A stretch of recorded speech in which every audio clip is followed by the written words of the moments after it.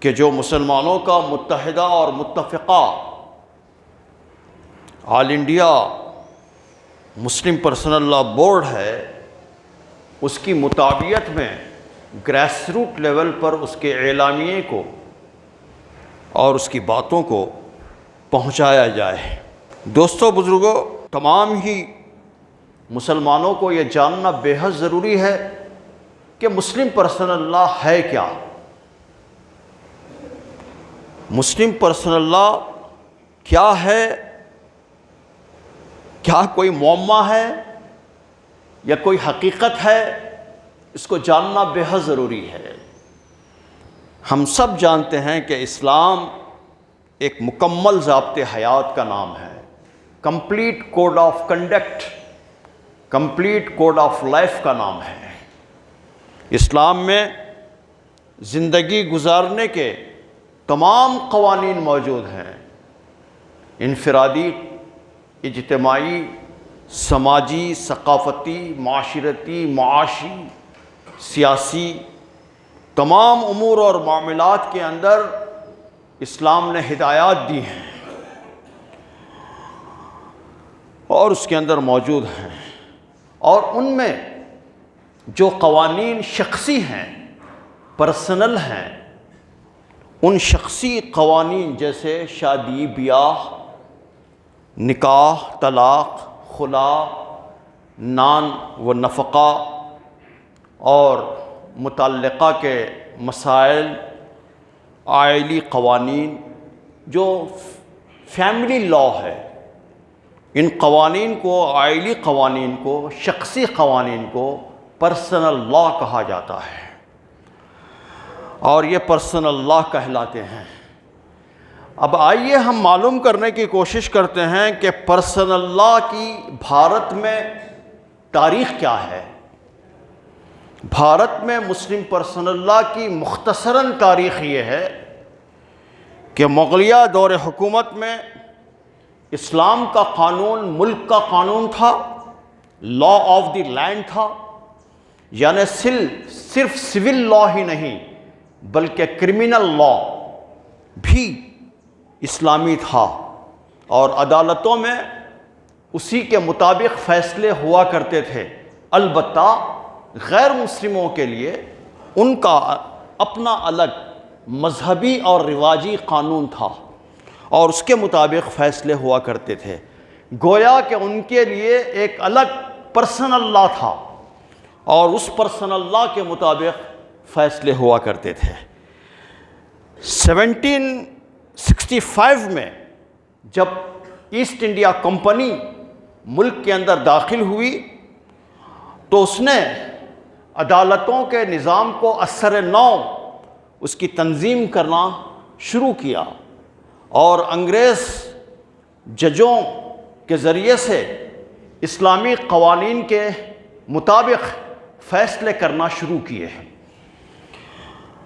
یہاں تک کہ 1862 میں 1862 میں اسلام کے جو فوجداری قوانین تھے، کرمنلز لاء تھے، اس کو منسوخ کر دیا گیا، اور اس کی جگہ انڈین پینل کوڈ، جس کو IPC کہتے ہیں، جو آج بھی اسی نام سے موجود ہے، کچھ ہندی نام لانے کی کوششیں اس وقت کی گئی ہیں، اور اس کے اندر بھی بڑا چھیڑ چھاڑ کیا گیا ہے، اور تمام اپوزیشن لیڈرز کو اور پوری اپوزیشن کو معطل کر کر پارلیمنٹ سے وہ قوانین منظور کروا لیے گئے ہیں۔ تو آج بھی یہی قوانین اس ملک کے اندر چل رہے ہیں، لیکن غیر اسلامی تہذیب کے زیر اثر مسلمانوں کی بعض برادریوں کے اندر رواجی قوانین نے اسلامی قوانین کی جگہ لے لی تھی، جو رواجی برادری جو قوانین ہوتے ہیں اس کی جگہ لے لی تھی، اور ہندو تہذیب کے زیر اثر وہ لوگ وراثت میں لڑکیوں کو حق نہیں دیا کرتے تھے۔ تو علماء کرام نے اور عام مسلمانوں نے انگریزی حکومت سے مطالبہ کیا کہ مسلمانوں کے لیے ایک قانون بنایا جائے۔ چنانچہ انگریزی حکومت نے 1937 کے اندر ایک قانون بنایا جو مسلم پرسنل لا شریعت ایپلیکیشن ایکٹ 1937، یہی دراصل مسلم پرسنل لا ہے اس وقت، اور اس کا نفاذ عمل میں لایا گیا۔ پھر شریعت ایکٹ چلتا رہا، پھر اس کے بعد ایک اور قانون لایا گیا، وہ انفساق نکاح کا قانون تھا، dissolution of Muslim marriage act تھا جو 1939 کے اندر پاس کیا گیا، اور یہ بھی مسلمانوں کے مطالبے پر پاس کیا گیا، اور اس کے اندر بتایا گیا کہ ایک مسلم عورت اپنے ظالم شوہر سے کس طرح چھٹکارا پا سکتی ہے، اور اس کے گراؤنڈز کیا ہونے چاہیے، اور اس کے گراؤنڈز اور اس کی بنیادوں کو اس کے اندر بتایا گیا۔ اگر وہ ظالم طلاق نہیں دیتا ہے، اس کو چھوڑنے کے لیے تیار نہیں ہے، تو کس طرح عدالت کے ذریعے سے ڈگری حاصل کر سکتی ہے فسخ نکاح کا، اور اس کی بنیادیں اور گراؤنڈز بیان کیے گئے کہ اگر وہ 4 سال سے زائد مفقود القبر ہو، یا 2 سال سے نان اور نفقہ ادا نہ کر رہا ہو، یا امراض خبیثہ کے اندر مبتلا ہو، 2 بیویوں کے نتیجے میں رکھنے کے نتیجے میں وہ پہلی بیوی کو یا دوسری بیوی کو حقوق نہ دیتا ہو، نابرابری کرتا ہو، ایسی صورت میں ایک عورت، مسلم عورت عدالت سے فسخ نکاح کا مطالبہ کر سکتی ہے۔ اگرچہ کہ مسلم پرسنل لا کی تدوین، اس کو ہم انگریزی میں کہیں گے کوڈیفیکیشن نہیں ہوا ہے، جس طرح دفعات ہوتے ہیں، دفعہ number 1، article number 1، article number 2، اس طرح کا کوڈیفیکیشن نہیں ہوا ہے، لیکن شریعت کو ہی فیصلے کا قانون مان لیا گیا، لہٰذا عدالتوں کے سہولت کے لیے انگریزی زبان کے اندر کچھ کتابیں بھی شائع کر دی گئیں۔ مثلاً ملا کی کتاب پرنسپلز آف محمدن لا، یہ بہت مشہور کتاب ہے، اور اے فیضی کی کتاب آؤٹ لائنس آف محمدن لا، یہ بہت مشہور ہے۔ اسی طرح حنفی فقہ کی مشہور اور مستند کتاب ہدایہ، اس کا بھی انگریزی کے اندر ترجمہ کروایا گیا ہے، اور یہ وہ مواد ہے، یہ وہ حوالہ جات ہیں جس کا حوالہ دے کر آج بھی عدالتوں کے اندر مسلم پرسنل لا کے مطابق مسلمانوں کے قضیات کا فیصلہ عدالتوں کے اندر آج کی تاریخ میں بھی کیا جاتا ہے۔ البتہ موجودہ نظام حکومت اور نظام عدالت سے یہ توقع رکھنا کہ اس کا نفاذ پورا ہوگا، یہ میں سمجھتا ہوں کہ صحیح نہیں ہوگا، ایسی توقع نہیں کی جا سکتی۔ اب ایسی توقع کیسے نہیں کی جا سکتی؟ آپ اندازہ کیجئے کہ باقاعدہ 1991 کے اندر پی وی نرسمہا راؤ کے زمانے میں جب بابری مسجد کا مسئلہ بہت گرمایا ہوا تھا، عین ایسے وقت میں 1991 میں ایک قانون منظور کیا گیا، وہ تھا مذہبی مقامات کے پروٹیکشن کا قانون 1991 میں، اور اس کے اندر یہ کہا گیا کہ 15 اگست 1947 کو جو مذہبی جائیداد یا جو مذہبی مقامات اور مقدسات، چاہے وہ ہندوؤں کے ہوں کہ مسلمانوں کے، سکھوں کے ہوں کہ کرسچنوں کے، وہ جوں کی توں حالت کے اندر رہیں گے، اس کے اندر چھیڑ چھاڑ نہیں کی جائے گی۔ لیکن اب دیکھیے آپ کیسے چھیڑ چھاڑ شروع کر دیا گیا ہے۔ تحت کی عدالتیں یہ نوٹس جاری کر رہی ہیں کہ سروے کروایا جائے، اور یہ بہانہ بنایا جا رہا ہے، اور یہ بہانہ چندرچوڑ نے خود کہا کہ اس قانون کے اندر جوں کی توں حالت رکھنے کو تو کہا گیا ہے، لیکن سروے کرنے سے نہیں روکا گیا ہے۔ آپ بتائیے، یہ ہے دھاندلیاں جو عدالتوں کے اندر اس وقت کی جا رہی ہیں۔ نکاح، طلاق، خلا، وراثت جیسے امور ایسے نہیں ہیں کہ جس کے سلسلے میں مسلمان جس طرح کا چاہے اپنا فیصلہ کریں اور جس طرح چاہے زندگی گزاریں۔ یہ کہنے کو تو چند ایک امور ہیں، لیکن زندگی کے تمام معاملات کے اوپر یہ حاوی ہوتے ہیں۔ اس کے اندر پورا وراثت کا قانون آ جاتا ہے، اس میں پورا اوقاف کا قانون آ جاتا ہے، اس کے اندر تمام نان نفقہ کا قانون آ جاتا ہے۔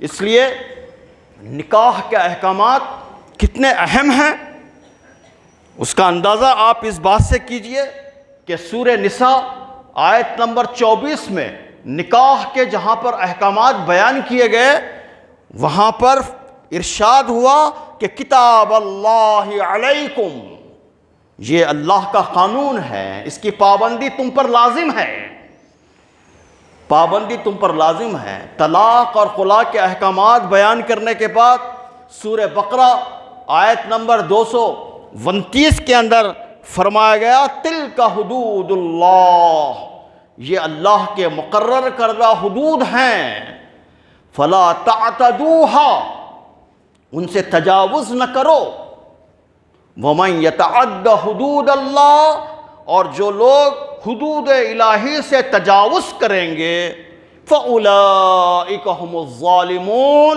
ایسے ہی لوگ ظالم ہیں۔ آپ اندازہ کر سکتے ہیں کہ کس طرح کا قانون ہے اور کس طرح کی ایک شرعی ضرورت ہے۔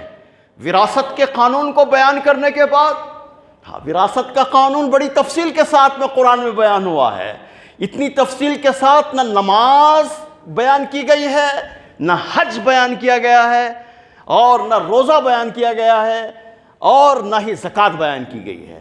زکوٰۃ کے مدات صرف ایک جگہ بیان کیے گئے ہیں، زکوٰۃ کے احکامات تو کئی جگہ دیے گئے ہیں، لیکن وراثت کے قانون کو کھول کھول کر بیان کیا گیا، جو آج مسلمان بے دردی کے ساتھ اور دیدہ دلیری کے ساتھ اس کا مذاق اڑا رہے ہیں، اس کے دھجیاں اڑا رہے ہیں۔ اور وراثت کے قانون کو بیان کرتے ہوئے اللہ تعالیٰ نے سورہ نساء کے اندر فرمایا فریضۃ من اللہ، یہ اللہ کی طرف سے عائد کردہ فریضہ ہے۔ ان اللہ کان علیما حکیما، بے شک اللہ ساری حقیقتوں سے واقف ہے اور ساری مصلحتوں کو وہ جاننے والا ہے، ساری حکمتوں کو وہ جاننے والا ہے۔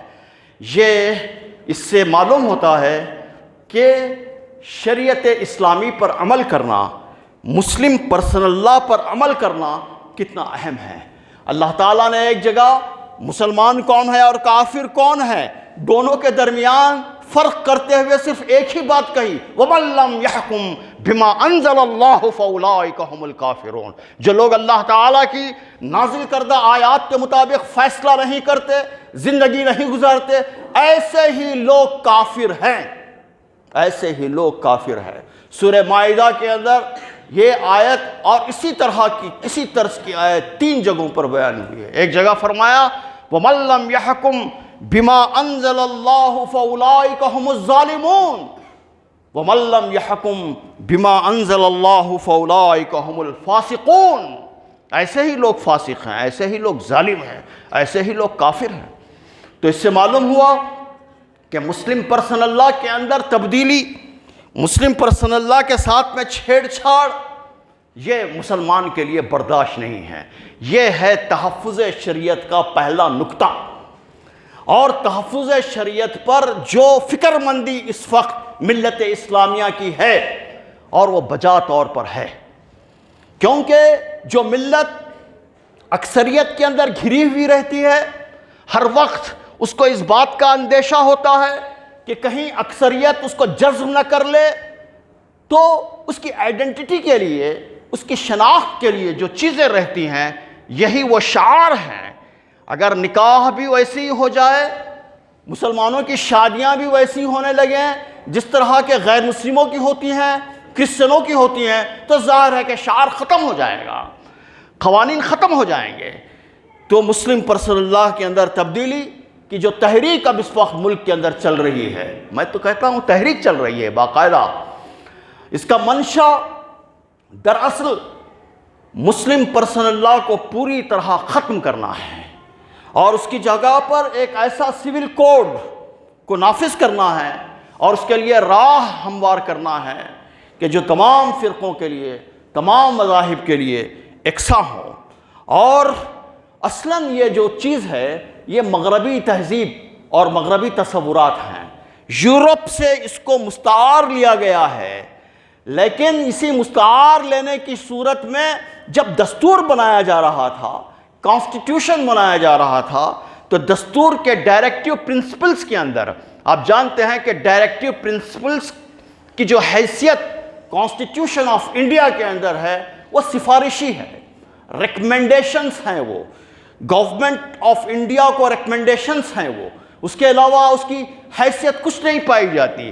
تو اس کے اندر آرٹیکل 44 کے اندر کہا گیا کہ حکومت اس بات کی کوشش کرے the state shall endeavor to secure for citizens a uniform civil code throughout the territory of India، تمام ملک کے لیے ایک قانون کی کوشش کرے، یہ بات 44 آرٹیکل کے اندر کہی گئی، اور اس کو بہانہ بنا کر مسلم پرسنل لا کو ختم کرنے کی سازشیں کی جا رہی ہیں۔ ہر وقت یہ آرٹیکل 44 ڈائریکٹو پرنسپلز کا مسلم پرسنل لا پر اور مسلمانوں کی شناخت پر ایک ننگی تلوار کی طرح موجود ہے۔ حالانکہ یہ جو قانون ہے اور یہ جو آرٹیکل ہے 44، یہ دستور کے فنڈامنٹل رائٹس، خاص طور پر فنڈامنٹل رائٹ 25 سے یہ متصادم ہے، ٹکراتا ہے، کانٹریڈکٹری ہے۔ اس کے اندر پوری طرح ہر مذہب کو ماننے والے کے لیے اس بات کی آزادی دی گئی ہے کہ وہ اپنے مذہب کے مطابق عمل کر سکتا ہے، اپنے عقیدے کے مطابق عمل کر سکتا ہے، اس کی تبلیغ کر سکتا ہے، اس کی اشاعت کر سکتا ہے، دوسروں کو گزن پہنچائے بغیر وہ اپنے خیالات کا پرچار کر سکتا ہے۔ اس بات کی اجازت اور اس بات کی آزادی آرٹیکل 25 کے اندر دی گئی ہے، 26 کے اندر، اور پھر آرٹیکل 30 کے اندر ادارے قائم کرنے اور اسی طرح اپنے منشا کے مطابق انسٹیٹیوٹ چلانے کی آزادی دی گئی ہے باقاعدہ۔ لیکن ان تمام چیزوں کی اندیکھی کرتے ہوئے آرٹیکل 44 کو نافذ کرنے کی کوششیں کی جا رہی ہیں۔ دوستو، ایسی صورت میں ہمیں کیا کرنا چاہیے؟ اس پر بحث کرنے کا وقت نہیں ہے۔ آرٹیکل 39 بھی ہے، آرٹیکل 39A بھی ہے، ہم بتا سکتے ہیں، اور کئی آرٹیکلز ایسے ہیں جس کے لیے حکومت کو سفارش کی گئی ہے ڈائریکٹو پرنسپلز کے اندر۔ ڈائریکٹو پرنسپلز کے اندر آرٹیکل 39 کے اندر کہا گیا ہے کہ جو کوئی بھی ایک ہی جیسا کام کرے گا، چاہے کہ وہ عورت ہو کہ مرد ہو، اس کے لیے یکساں قسم کے ویجز دیے جائیں گے۔ میں پوچھنا چاہتا ہوں کہ کیا واقع یکساں قسم کے ویجز عورتوں کے لیے اور مردوں کے لیے ہیں؟ آج عورتوں کو بہت آسانی کے ساتھ مختلف جگہوں پر ملازمتیں مل رہی ہیں، کیوں؟ اس لیے کہ وہ کم ویج کے اندر کام کرتی ہیں، کم ویج کے اندر کام کرتی ہیں، ایکسپلوئٹیشن ہو رہا ہے۔ اسی طرح کئی اور قوانین ہیں جس کے اندر یہ کہا گیا کہ صاحب پورے ملک کے اندر شراب بندی ہونی چاہیے۔ کیا واقع شراب بندی ہے پورے ملک کے اندر؟ بلکہ حکومتیں چل رہی ہیں شراب کی آمدنی سے۔ شراب کی آمدنی بند ہو جائے تو حکومتوں کا دروازہ بند ہو جائے، تنخواہیں دینے کے لیے پیسے نہیں رہیں گے۔ یہ صورتحال اس وقت ہے۔ دوستو، ہندوستان کے کونے کونے کے اندر ہر باشعور اور ہر مسلمان کا یہ فرض ہے اس وقت کہ آل انڈیا مسلم پرسنل لا بورڈ کے اعلان پر اور اس کے بیان پر لبیک کہے، جو حکم دے لبیک کہے۔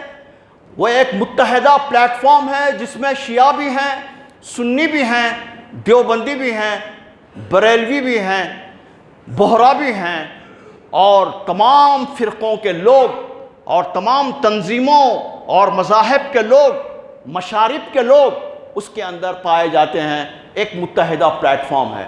اس کو بھی سبوتاج کرنے کی، اس کے اندر بھی شکوک و شبہات پیدا کرنے کی اپنے ہی لوگوں کے ذریعے سے کوششیں کی جا رہی ہیں۔ ایک جگہ ایک اخبار کے اندر آیا، ہیڈنگ لگائی گئی باقاعدہ کہ مسلم پرسنل لا بورڈ کے اجلاس میں دھنگا مشتی۔ میں نے پورا آرٹیکل پڑھا، کہاں دھنگا مشتی ہوئی؟ میں لوگوں سے معلوم کیا کہ کوئی واقعہ ہوا کیا، تو کوئی چیز نہیں، نہ آرٹیکل کے اندر موجود ہے اور نہ کوئی چیز موجود ہے وہاں پر، اور لکھ دیا گیا تاکہ لوگوں کا اعتماد متزلزل ہو جائے۔ میں پوچھنا چاہتا ہوں کہ یہ لوگ کن لوگوں کی خدمت انجام دے رہے ہیں؟ دوستو، مسلم پرسنل لا اور شریعت کا تحفظ، شریعت کا تحفظ اسی وقت ہو سکتا ہے جب مسلمان مضبوطی کے ساتھ، اخلاص کے ساتھ وہ مسلم پرسنل لا پر اور شریعت پر مکمل طور پر عمل کریں، مکمل طور پر عمل کریں۔ پرسنل لا کو بچانے کے لیے، شریعت کو بچانے کے لیے کوئی نہیں آئے گا، کوئی طاقت نہیں آئے گی، کوئی حکومت نہیں آئے گی۔ حکومتوں تو چاہتی ہیں کہ اس کو ختم کر دیا جائے۔ ایسی صورت میں جو چیز بچا سکتی ہے وہ صرف مسلمانوں کا عمل ہے، مسلمانوں کا عمل ہے۔ آپ نے ایسے پرانے سروے رپورٹس اور میپس کو دیکھا ہوگا جس کے اندر آپ دیکھیں گے میپس میں کہ جنگلوں کے اندر گاؤں سے گاؤں کو جانے کے لیے راستے پائے جاتے تھے پہلے، لیکن وہ راستے اب اس وقت نہیں پائے جاتے۔ میپ کے اندر تو ہے، تو ایسا راستہ تھا پہلے، لیکن ایسے راستے نہیں پائے جاتے۔ وہاں پر جھاڑ اڑ گئے ہیں، وہاں پر راستے بند ہو گئے ہیں۔ کیوں؟ اس لیے کہ لوگوں نے چلنا بند کر دیا۔ لوگوں نے جب اس راستے سے چلنا بند کر دیا تو وہ راستے خود بخود بند ہو گئے۔ تو بالکل اسی طرح اگر ہم شریعت پر عمل کرنا بند کر دیں گے تو خود بخود شریعت ختم ہو جائے گی۔ اس کے لیے کوئی اور آ کر ختم کرنے کی ضرورت نہیں ہے۔ اس لیے ہم کو چاہیے کہ جہاں تک ہو سکے شریعت پر عمل کرنے کی کوشش کریں، قوانین اسلامی پر عمل کرنے کی کوشش کریں۔ جن قوانین پر عمل کرنے کی گنجائش پائی جاتی ہے اس پر ضرور عمل کریں، اور جن قوانین پر عمل کرنے کی گنجائش نہیں پائی جاتی اس کو ڈیڈ روڈ نہ بنائیں، بلکہ اس کو کوشش کریں کہ اس کو لوگوں کے اندر رواج پا جائے۔ اس کے لیے کیا کرنا چاہیے؟ جیسے کرمنل لاس ہیں، اس پر ہم عمل نہیں کر سکتے، مجبوری ہے ہماری۔ جو قانون ملک کا پایا جاتا ہے اس پر عمل کرنا ضروری ہے۔ ہمارے پاس اختیارات نہیں ہیں کہ ہم زانی اور زانیہ کو سنسار کر دیں۔ ہمارے لیے اختیارات نہیں ہیں ہمارے پاس کہ ہم کسی قاتل کو قتل کر دیں، پھانسی دے دیں۔ اس کا اختیار ہم کو نہیں ہے۔ یہ رول آف دی لا ہے یہ، اور یہ رول آف دی لا اوروں کے پاس موجود ہے، اس لیے اس پر ہم عمل نہیں کر سکتے۔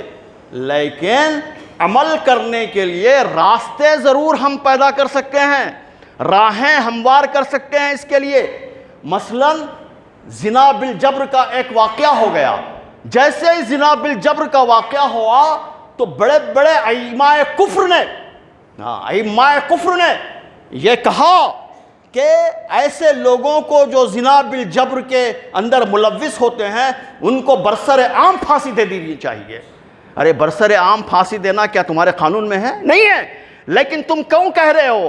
یہ تمہارے اندر کی آواز ہے، یہ تمہارے فطرت کی آواز ہے۔ اسی فطرت کی آواز کا نام اسلام ہے، اور مسلمانوں کا کام ہے کہ ایسے موقعوں پر ڈسکورس کھڑا کریں، نیریٹو کھڑا کریں، لوگوں کو بتائیں دیکھو تمہاری فطرت خود اس بات کا مطالبہ کر رہی ہے کہ اسلامی قوانین ہونے چاہیے۔ تو اس لیے جہاں تک ممکن ہو سکے وہاں تک ہم عمل کریں دوستو۔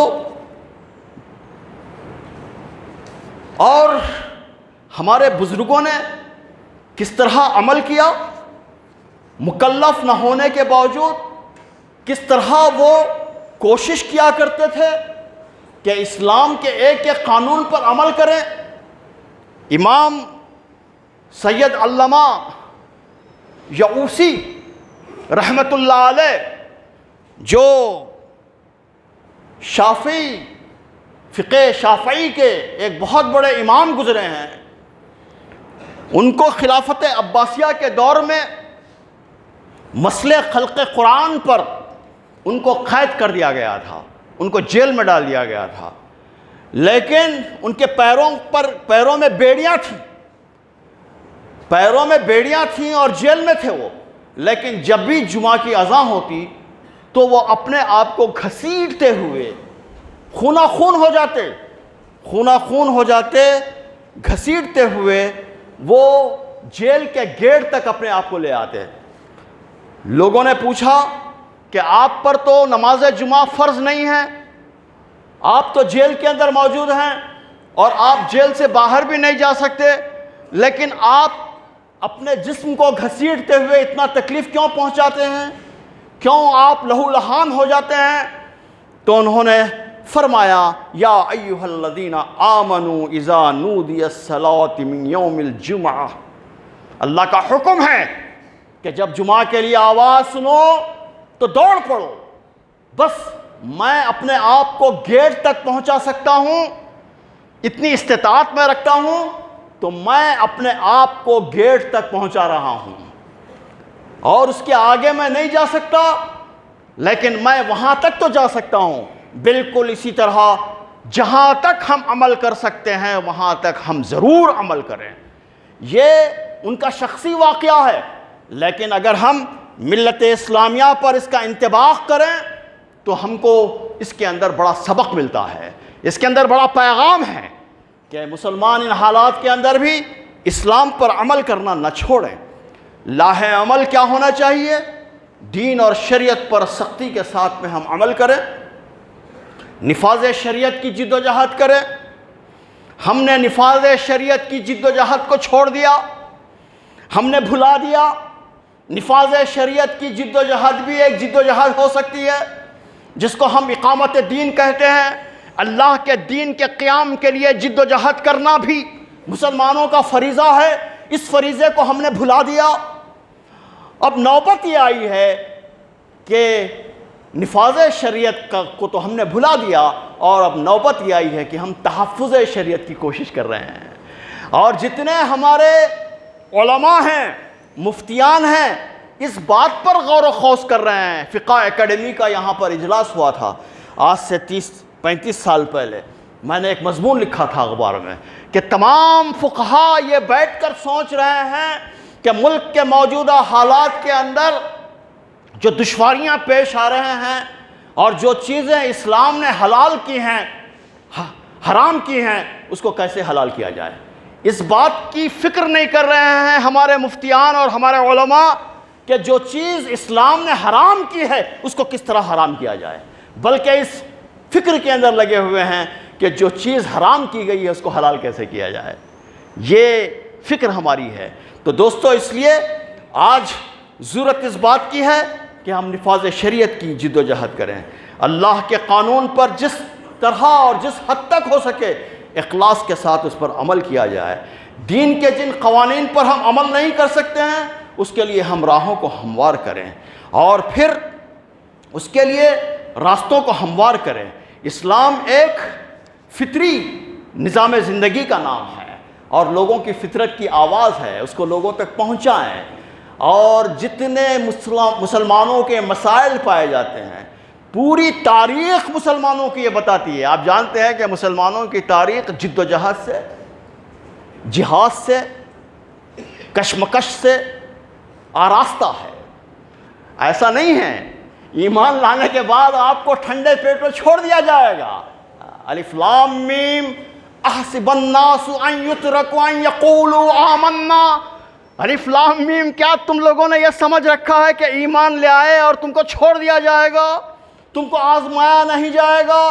ہم تم کو ضرور آزمائیں گے، ہم تم کو ضرور آزمائیں گے۔ وَلَنَبْلُوَنَّكُمْ بِشَيْءٍ مِّنَ الْخَوْفِ، خوف کے اندر مبتلا کر دیا جائے گا۔ ٹرین کے اندر سفر کرنا تمہارے لیے خوف زدہ ہو جائے گا، باہر نماز پڑھنا تمہارے لیے خوف زدہ ہو جائے گا، گاڑی رکھنا خوف زدہ ہو جائے گا، شریعت پر عمل کرنا خوف زدہ ہو جائے گا، خوف کے اندر مبتلا کر دیا جائے گا۔ والجوع، بھوک کے اندر مبتلا کر دیا جائے گا، نوکریاں نہیں ملیں گی، ملازمتیں نہیں ملیں گی، کاروبار کو بند کر دیا جائے گا، کاروبار کا بائیکاٹ کر دیا جائے گا۔ آج جینور کے اندر کیا ہو رہا ہے؟ جینور کے اندر گزشتہ 3 ماہ سے وہاں بازار بند پڑا ہوا ہے۔ وہاں جو مسلمانوں کی روٹی روزی کا انحصار وہاں کے ہفتہ واری بازار پر ہوتا تھا، وہ بازار بند پڑا ہوا ہے۔ دوستو، جو آزمایا جائے گا۔ ان آزمائشوں کے اندر جو لوگ ثابت قدم رہیں گے اللہ نے ان کو خوشخبری سنائی ہے۔ ایمان کے مطابق عمل کریں، اپنے گھروں کی اصلاح کریں، عملی کردار پیش کریں اور دعوت اللہ کا کام کریں۔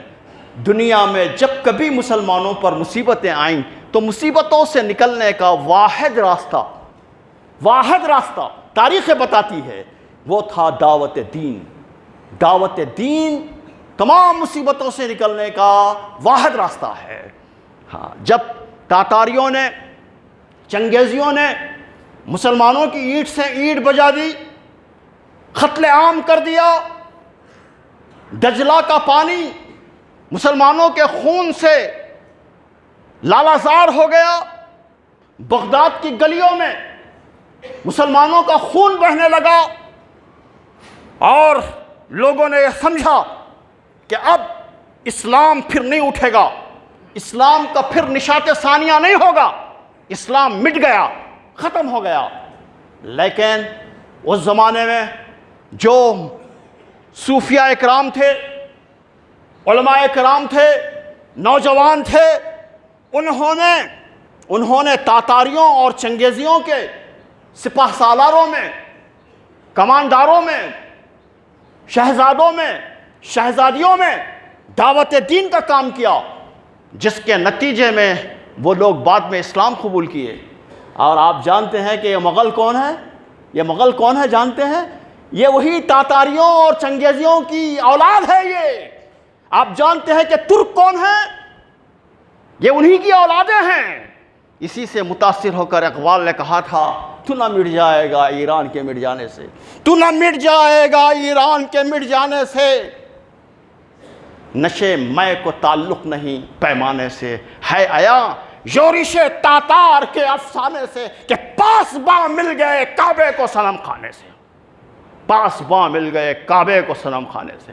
آج بھی پاس باں مل سکتے ہیں اگر مسلمان امر بالمعروف و نہی عن المنکر اور دعوت دین کا کام انجام دیں، اور اپنے تنازعات کو کسی بھی صورت میں باطل عدالتوں کو نہ لے جائیں۔ مسجد کے اندر شرعی پنچایت قائم کریں، دارالقضاء قائم کریں، یہاں مفتی صاحب کی نگرانی میں، یہاں مسجد کمیٹی کی نگرانی میں اپنے تنازعات کو حل کریں، شادی کو سادی کریں، اور پھر شادی سے پہلے مسلم لڑکوں اور لڑکیوں کے لیے ایک سرٹیفکیٹ کورس جاری کریں، اور ان کی کاؤنسلنگ کریں، ان کو تربیت دیں، تاکہ بعد میں تنازعات پیدا نہ ہو۔ یہ ہے تحفظ شریعت کے لیے کرنے کا کام۔ دوسرا موضوع ہے، یہ پورا مکمل موضوع ہے، ہماری ایک پوری تقریر ہے اس کے اوپر، وہ ہے وقف۔ آپ جانتے ہیں کہ جے پی سی کو ابھی کچھ ٹائم دیا گیا ہے، آج اس کا ٹائم ختم ہو گیا تھا 29 نومبر کو، لیکن اس کے ٹائم کو ایکسٹینڈ کیا گیا ہے، لیکن اس کے باوجود بھی یہ تلوار ابھی لٹک رہی ہے کہ یہ ایک جابرانہ قسم کا، ایک ناانصافی پر، بے انصافی پر منحصر ایک قانون یہ لوگ لانا چاہتے ہیں۔ ان لوگوں نے سب سے پہلے ایک نیریٹو ڈیولپ کیا، جھوٹ کا نیریٹو۔ اور جھوٹ کا نیریٹو کیا ہے؟ وہ ہے کہ مسلمانوں کی جو وقف کی جائیدادیں پائی جاتی ہیں وہ 3rd لارجسٹ جائیدادیں ہیں، یعنی ملٹری اور ریلوے کے بعد اگر کسی کے پاس جائیدادیں ہیں تو وہ مسلمانوں کے وقف کے پاس ہے، حالانکہ یہ جھوٹ ہے۔ صرف تروپتی کی مندر کے لیے جو وقف کی، اس کے انڈومنٹ کی جو جائیداد پائی جاتی ہے وہ 7 لاکھ ایکڑ کی ہے، اور تلنگانہ کے انڈومنٹ کی جو جائیداد پائی جاتی ہے وہ 4,50,000 ایکڑ کی ہے۔ صرف 2-3 ریاستوں کو ملا کر ہی 12-15 لاکھ ایکڑ ہو جاتے ہیں، جبکہ وقف کی جو جائیداد ہے سچر کمیٹی نے کہا کہ 6 لاکھ ایکڑ ہے، اور اب یہ سرکار کہہ رہی ہے کہ 9 لاکھ ایکڑ ہے۔ اور یہ جھوٹ ہے جس کو ڈیولپ کیا گیا ہے، یہ جھوٹ بھی ڈیولپ کیا گیا اور یہ نیریٹو بھی چلایا گیا۔ وہ کیا ہے؟ وہ یہ ہے کہ جہاں چاہیں لوگ وقف بورڈ اپنی جائیداد کلیم کر سکتا ہے۔ ارے جہاں چاہے کیسے کر سکتا ہے؟ وقف کی اگر جائیداد ہے تو ڈاکومنٹ ہوں گے، ڈاکومنٹ اگر ہے تو اس کو واپس لینے کا ایک پروسیجر ہے، وہ ٹریبیونل کے اندر جائے گا، وہ کورٹ کو جائے گا، اور جائیداد کو واپس لینے کا ایک طریقہ ہے۔ اور طریقے کے اندر پورا حکومت انوالو ہوتی ہے، تب کہیں جا کر لے گا. اور لوگوں کو یہ ورغلایا گیا کہ آپ کی جائیدادوں کو وقف بورڈ ہڑپ رہا ہے. یہ بھی ورغلایا گیا کہ وقف کی جو جائیدادیں ہیں وہ اس پر قابض ہو جاتے ہیں لوگ، اور اس کے کوئی ڈاکومنٹس نہیں ہوتے. تو اب قانون یہ لایا جا رہا ہے کہ جتنے بھی مساجد ہیں، درگاہیں ہیں، خانقاہیں ہیں، مدارس ہیں، یتیم خانے ہیں، جو وقف کی جائیدادیں ہیں، وہ سب کے ڈاکومنٹس پیش کرتے ہوئے ری رجسٹرڈ کروایا جائے، باقاعدہ اس کا رجسٹریشن کروایا جائے. میں پوچھنا چاہتا ہوں کہ مکہ مسجد کا کوئی ڈاکومنٹ لا سکتا ہے؟ یعنی وقف بائی یوزر کو نکالا جا رہا ہے. وقف بائی یوزر کو اگر نکال دیا جائے، وقف بائی یوزر کیا ہے؟ یہ مسجد ہے، ہم یوز کر رہے ہیں تو ہماری ہے، یہ مسلمانوں کی ہے. لیکن وقف بائی یوزر کو نکالنے کے نتیجے میں کیا ہوگا کہ یہ مسجد اب ہماری نہیں ہوگی. جب تک ہم پروف پیش نہ کریں کہ مسجد ہماری ہے، ڈاکومنٹس پیش نہ کریں اور رجسٹرڈ نہ کرائیں، وہ مسجد ہماری نہیں ہو سکتی. تو آپ اندازہ کیجئے کہ کیسی دھاندلی ہے جو کی جا رہی ہے. ہاں، جو تروپتی مندر ہے اس کے اینڈوومنٹ کے اندر ہی نہیں، بلکہ تروپتی مندر کے اندر کام کرنے والا کوئی بھی چپراسی، 3rd ڈگری اور 4th گریڈ کا آدمی بھی ہندو ہی ہو سکتا ہے، وہ مسلمان نہیں ہو سکتا، وہ کرسچن نہیں ہو سکتا. یہ آپ نے ابھی چند دن پہلے اس کا اعلان ہوا ہے. اور آپ مسلمانوں کے وقف بورڈ کے اندر غیر مسلموں کو لینا چاہتے ہیں، غیر مسلموں کو داخل کرنا چاہتے ہیں. کون ہے اس کا اسٹیک ہولڈر؟ کون ہے؟ یہ مسلمانوں کی جائیداد کیا سرکار کی جائیداد ہے؟ حکومت کی لینڈ ہے؟ نہیں، یہ مسلمانوں کے ان نیک دل لوگوں کی جائیدادیں ہیں جنہوں نے اللہ کے نام پر اس کو وقف کیا ہے. کیا یہ جائیدادیں وقف بورڈ کی جائیداد ہے؟ نہیں، وقف بورڈ ان جائیدادوں کا مالک نہیں ہے، کسٹوڈین ہے، وہ محافظ ہے. وہ اس کی ترقی کرنا، اس کو ترقی دینا، اس کی حفاظت کرنا اس کی ذمہ داری ہے. ہاں، اس کے اندر کوتاہیاں ہوئیں، جو متولیان رہے، کچھ لوگوں سے کوتاہیاں ہوئیں، قبضے ہوئے، کہیں بیچا گیا، کہیں لوگوں نے اس کے اندر خرد برد کیا. یہ سب ہوا ہے، اس کو ہم مانتے ہیں. لیکن اس کا مطلب یہ نہیں ہے کہ بندر بانٹ کر دی جائے اور آپ خرد برد کر رہے ہیں لہٰذا چھین لیا جائے، لے لیا جائے، برخاست کر دیا جائے. اور یہ خرد برد کو روکنے کا جو کام ہے وہ ملت اسلامیہ کا ہے. ملت اسلامیہ کے اندر شعور بیدار کرنا کہ حرام کا لقمہ نہ اتاریں اپنے گلے سے. جو لوگ بھی سجادگان قابض ہیں اور اس کا غلط استعمال کر رہے ہیں، ان کو متنبہ ہو جانا چاہیے، دنیا میں بھی رسوائی سے اور آخرت میں بھی رسوائی سے. یہ کام ہمارا ہے، یہ ہمارا انٹرنل کام ہے. یہ آپ کو ہم اس بات کا حق نہیں دیں گے کہ آپ ہمارے معاملات کے اندر مداخلت کریں.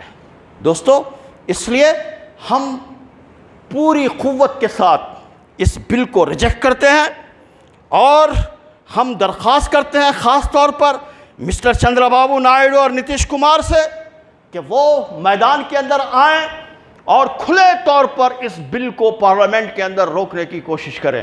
یہ باتیں کہنے کے لیے ہم سے کہا گیا اعلامیہ کے اندر، all India Muslim personal law board کے اعلامیہ کے اندر، اس لیے میں یہ باتیں آپ کے سامنے عرض کر رہا ہوں. امید ہے کہ یہ باتیں یہاں جو موجود لوگ ہیں ان کے ذریعے سے اور یہاں جو موجود سرکاری لوگ ہیں ان کے ذریعے سے سرکار تک انشاءاللہ یہ باتیں پہنچیں گے. وآخر دعوانا ان الحمدللہ رب العالمین.